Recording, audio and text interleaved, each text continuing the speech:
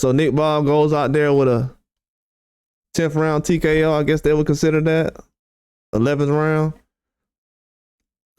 They go in and throw the towel. TJ Doheny had a tough fight, man, but he's definitely upset that he couldn't finish this fight. He promised. I know he promised himself that he was gonna try to finish this fight, and the fact that he had too much damage in this fight, he did come out fighting. Got to give a man credit. I got to give him credit when credit's due. He came out and fought a lot tougher than people gave him credit for in the other fight. Well, the other fight, I felt like he could have done a lot better as well. So I'm not surprised by this performance. But Nick Ball came out and he was just too much, man. The dude was jabbing a lot more. I feel like the first 2 or 3 rounds, Doheny actually could have taken those rounds. I feel like the first 2 or 3 rounds, Doheny was doing enough to actually take those rounds. But the man's 38 years old, and he couldn't hold up fighting like that. But he's a lot better fighter than what I gave him credit for. He's very upset by not being able to finish this fight, man. Dude's very upset.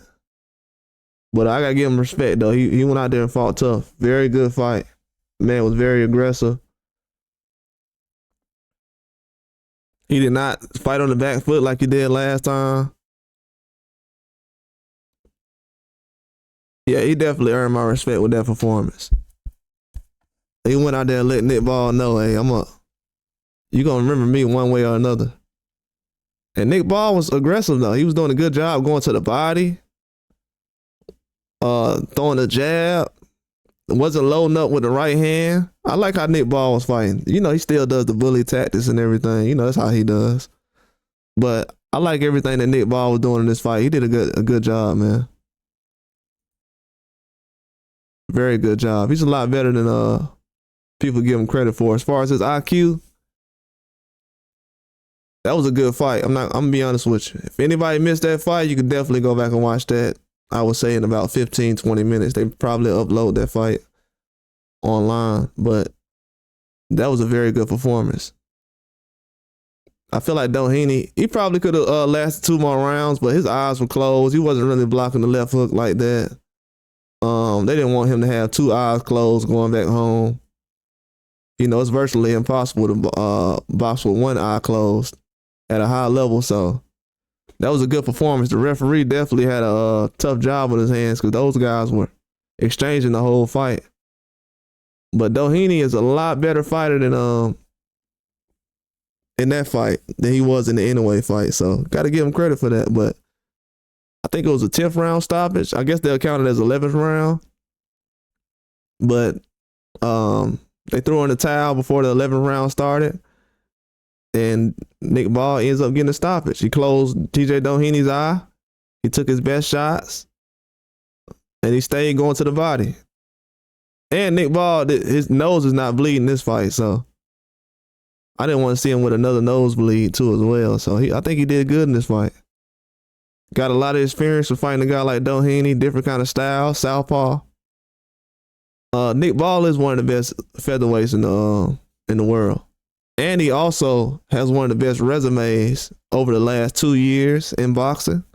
Out of anybody in boxing. The last 2 years, he has one of the best resumes.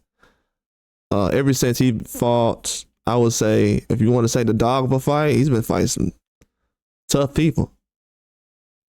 Since the Dogma fights, he's been fighting guys who's either top contenders, former champions, or current champions.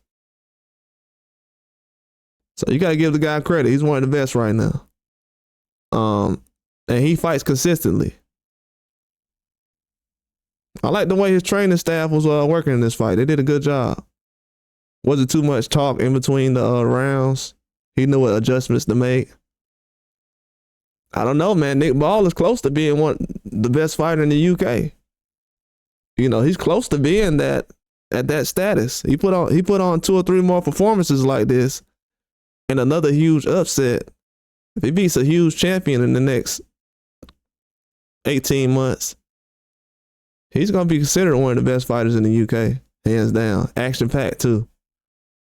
I mean, every time he fights, it's nothing but action. I know it is because I never miss his fights. I don't know when the last time I missed a Nick Ball fight, to be honest with you. So he's action packed, man. The dude's becoming a superstar in the making. And with the fights he puts together and, you know, the action he has in each fight, dude's a high level fighter.